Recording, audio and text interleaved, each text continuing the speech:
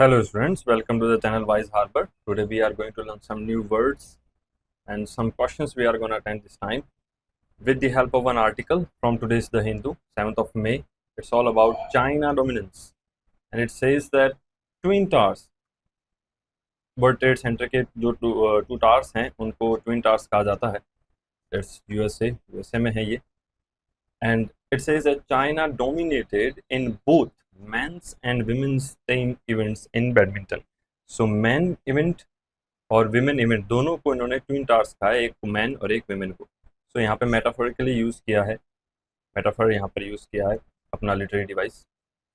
Now let's see what this article all about. China has underline कर देना मतलब most important बना देना. China has underlined it's badminton supremacy, अपनी badminton supremacy को इसने अंडरलाइन किया, इंपॉर्टेंट बनाया. बाय क्लिंचिंग, क्लिंच मतलब सिक्योर कर लेना, क्लिंच कर लेना, पकड़ लेना, सिक्योर कर लेना the Thomas and Uber cup. तो थॉमस और ऊबर दोनों कप जो है उसको उसने जीता है. टाइटल्स एट होम इन शेंगडू, इनकी जो भी सिटी है ये, वहाँ पर उन्होंने इसको जीता है.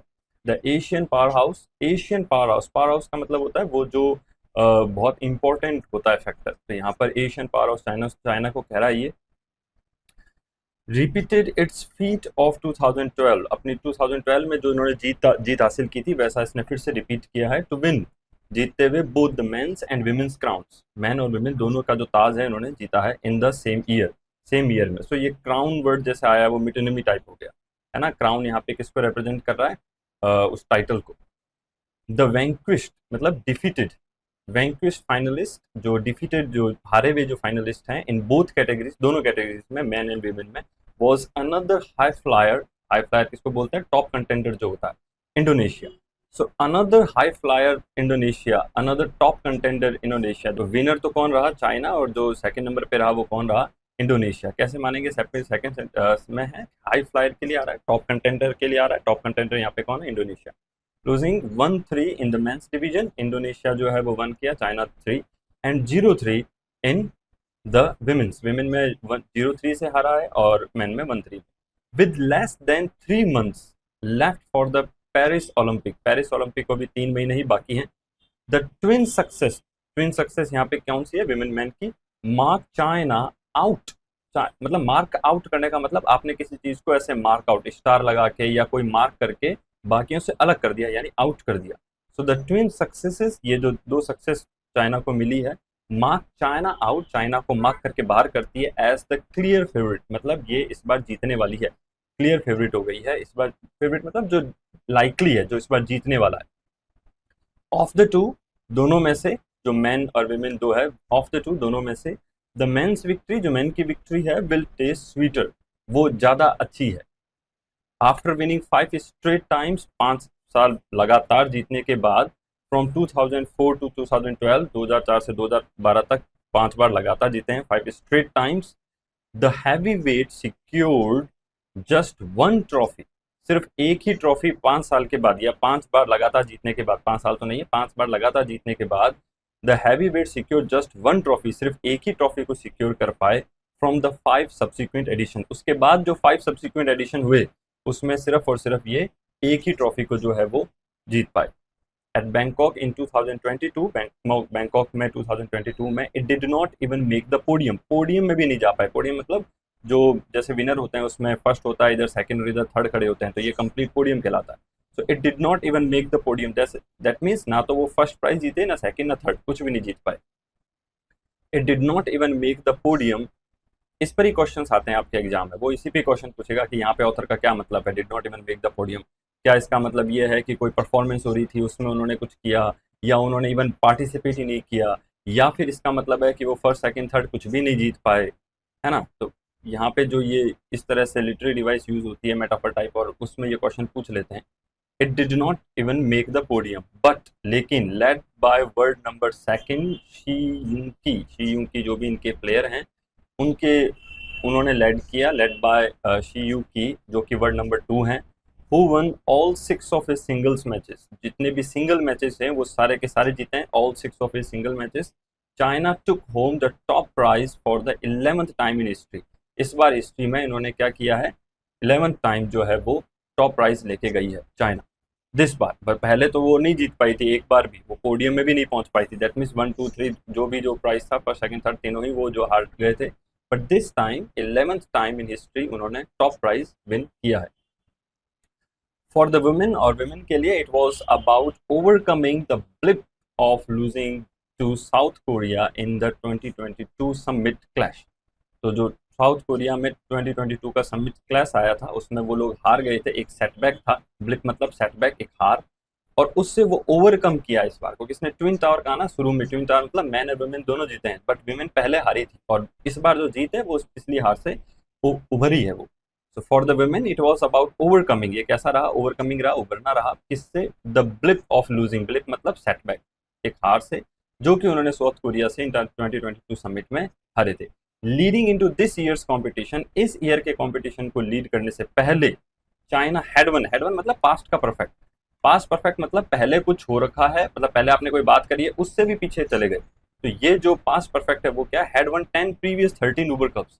तो पहले 13 उबर कप वो विन कर चुके थे, कौन? चाइना। और उसके बाद अब ये जो लाइन है वो किसके लिए है? Leading into this years championship competition, इस ईयर के कंपटीशन में एंटर होने से पहले ही चाइना जो है वो 13 उबर कप्स विन कर चुका था। And with 4 players in the singles top 8 and 3 pairs in the double top 8 top 5, it bulldozed, that means dominated, bulldozer ही चला दिया, dominated its way through to the title, winning 24 straight matches. कह रहा है कि and with 4 players in the single, single में एक ही होता है तो 4 प्लेयर्स आए इस बार, एंड टॉप 8 में रहे, एंड 3 पेयर्स, डबल में पेयर्स होते हैं तो 3 पेयर्स आए टॉप 5 में। इन इसके साथ 5 यहाँ पे जीते हैं और 8 यहाँ पे जीते हैं। इट बुलडोज्ड, इट मतलब चाइना ने डोमिनेट कर दिया इट्स वे थ्रू, अपने रास्ते को टू द टाइटल, टाइटल की तरफ, विनिंग 24 स्ट्रेट मैचेस। 24 जो है वो स्ट्रेट मैचेस वो लगातार जीते हैं। फॉर इंडिया, अब यहाँ पे इंडिया के लिए कह रहा है, फॉर इंडिया, इंडिया के लिए the Thomas Cup acted as a stock taking assessment. Stock taking मतलब आप जब बिजनेस में स्टॉक टेकिंग करते हैं ना, गोडाउन में जाके देखते हैं कितना स्टॉक है, ताकि आगे उस हिसाब से परफॉर्मेंस दी जाती है कि कितना माल आगे सप्लाई करना है या है ना। तो ये स्टॉक टेकिंग असेसमेंट मतलब एक स्टॉक टेकिंग एक्सरसाइज, मतलब एक ऐसा असेसमेंट एक्सरसाइज होती है अपने लिए थॉमस कप। अपन थॉमस कप जब भी जी जाते हैं, थॉमस कप में अपन ये देखते हैं कि भाई किस तरह से अपने जो प्लेयर्स हैं वो परफॉर्मेंस देंगे। So for India, the Thomas Cup acted as a stock taking exercise, एक stock taking exercise है, that means assessment exercise है, ahead of the Olympics, Olympics से पहले हमारे लिए एक assessment exercise है, हम assess करते हैं। While the Uber Cup, और Uber Cup हमारे लिए कैसा है? Was used as a platform to blood the next generation। यहाँ पर भी क्वेश्चन राइज हो सकता है कि ऑथर का क्या मतलब है ब्लड द नेक्स्ट जनरेशन से? इसका मतलब है जो नए जो प्लेयर्स आ रहे हैं उनको एक मौका दिया जाता है उबर कप में। तो हम उबर कप को किस तरह से लेते हैं कि नए जो प्लेयर्स आ रहे हैं उनको मौका दिया जाए, और थॉमस कप को कैसे लेते हैं जैसे कि एक हमारी असेसमेंट एक्सरसाइज है ओलंपिक से पहले कि भाई किस तरह से हमें ओलंपिक में परफॉर्मेंस देने वाले हैं। The experience in the former, farmer मतलब थॉमस कप में हमारा जो एक्सपीरियंस है वॉज अ बिटर स्वीट। तो बिटर भी है और स्वीट भी है, दैट मीन्स मिक्सड फीलिंग्स है।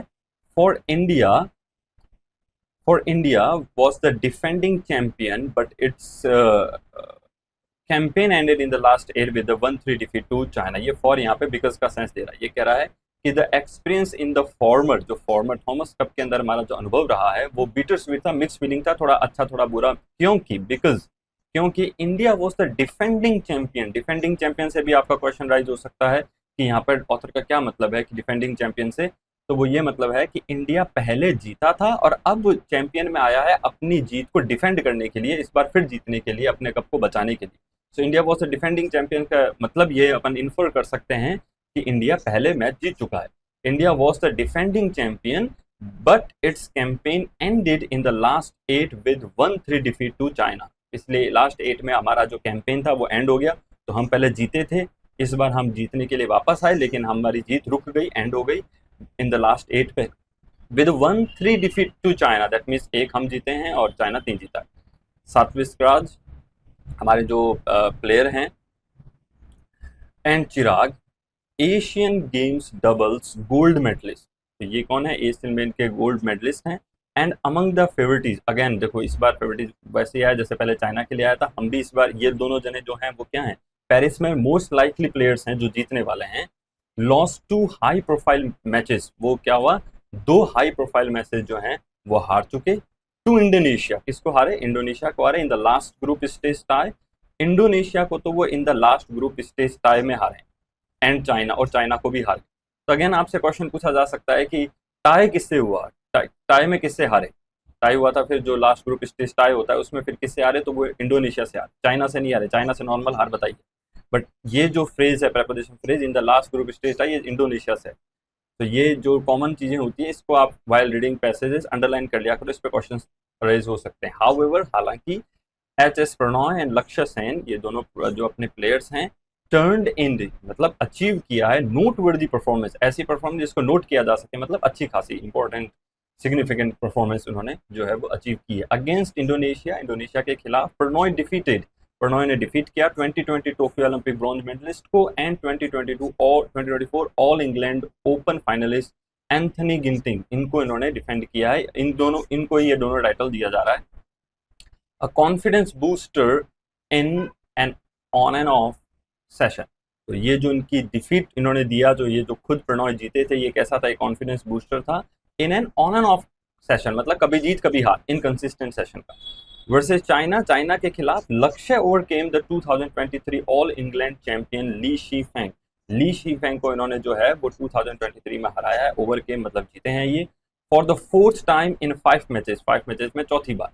फर्दरिंग एंड अपटिक, अपटिक मतलब इंक्रीज, ऊपर जाके एक टिक लगा दिया, uptick, furthering and uptick, furthering and increase, इन सब ये सब जीत तो हो रही है, इसके साथ एक और जीत है, in form since, furthering and uptick in form since the European swing in early match, early match swing यहाँ पे किसके लिए आ रहा है? Tournament.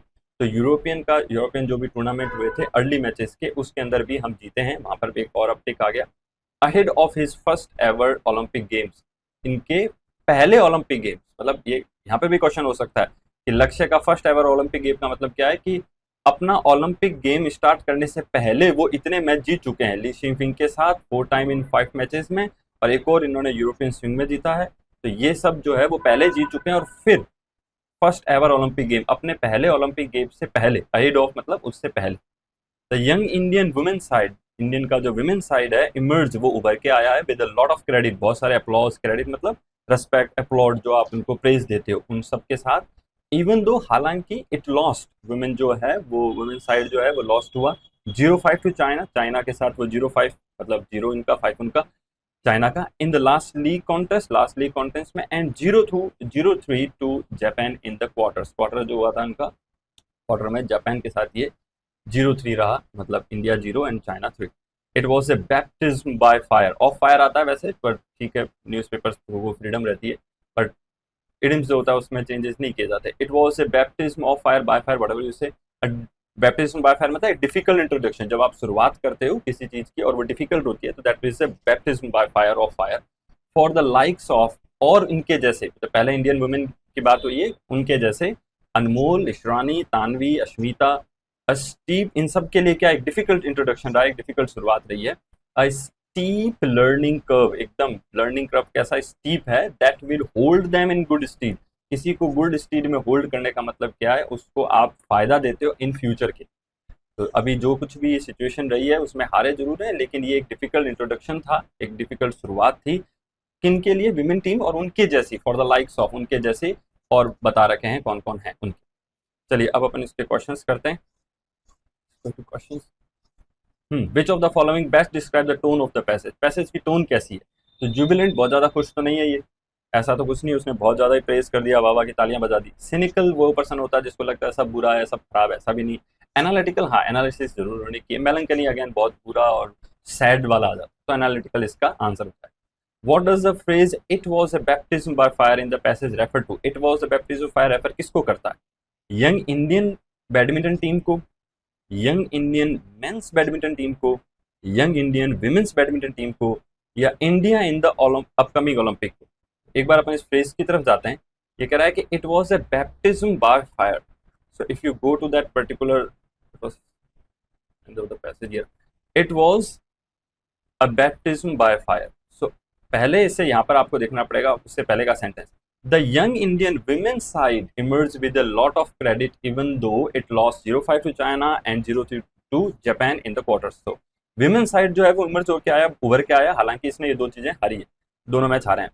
It was a baptism by fire. तो ये जो डिफिकल्ट सिचुएशन इस बार इनके लिए है, विमेन साइड के लिए, विमेन साइड के लिए। और इसने जवाब भी मतलब आगे दिया भी, अनमोल, ईशानी, तानवी, अश्मिता। तो ये यहाँ पे विमेन साइड के लिए है, मैन और के लिए नहीं। तो अपना इसका आंसर हो जाएगा विमेन्स बैडमिंटन टीम, विमेन की जो बैडमिंटन टीम है उसके लिए। अपकमिंग ओलंपिक पर ऐसी कोई बात नहीं थी, मेंस बैडमिंटन की बात ही नहीं कर रहा उसने। जो आगे अपन को जो एग्जाम जो प्लेयर्स के नाम लिए हैं वो भी विमेन है, बट एक बार उनको छोड़ो तो अपन पैसे से ही अपन को ऐसे पता चल रहा है कि वो जो है वो विमेन के लिए था। The young Indian badminton team complete के बारे में कुछ नहीं, विमेन पर ही वो उसने बात करी। The main idea of the passage is to, main idea क्या है पैसेज का? Provide analysis of recent developments in badminton tournament. ठीक है, रिसेंट डेवलपमेंट तो बता रहा है, चाइना चाइना कितना जीता, हम कितने जीते, उन सब पर थोड़ा पास से भी आ रहा है, तो रिसेंट डेवलपमेंट कंप्लीट नहीं है। Focus on China's dominance in the sport, ये तो देखो पता चल ही रहा है, इसने शुरुआत से ही चाइना के डोमिनेंस से बात करी है, ट्विन टावर बताया है मैन एंड वुमेन दोनों का। Analyse India's performance and challenges, ऐसा कुछ भी नहीं, उसने कंप्लीट वन पैसेज में तो बात ही नहीं करी थी इंडिया की, इंडिया की तो नेक्स्ट पैसेज में बात आई थी। And anticipate for the upcoming Paris, ये तो है, एंटीसिपेशन तो कुछ नहीं है। तो इस बार कौन सा हो जाएगा? Focus on China's dominance in the sport, China की जो डोमिनेंस है इस स्पोर्ट, पर्टिकुलर स्पोर्ट में, वो बता देगा। And in the phrase since the European swing, the word swing refers to, swing किसके लिए आ रहा है? A style of badminton play, series of tennis tournament, यही था स्विंग का मतलब। और वैसे भी स्विंग टेनिस टूर्नामेंट के लिए आता है, और वैसे आप पैसेज के कॉन्टेक्ट से भी समझ सकते हो, टेनिस टूर्नामेंट के लिए है वो। A period of intense training, ऐसा कुछ नहीं है, सीक्वेंस ऑफ गोल्फ की तो कोई बात ही नहीं। So that's it for today, thank you.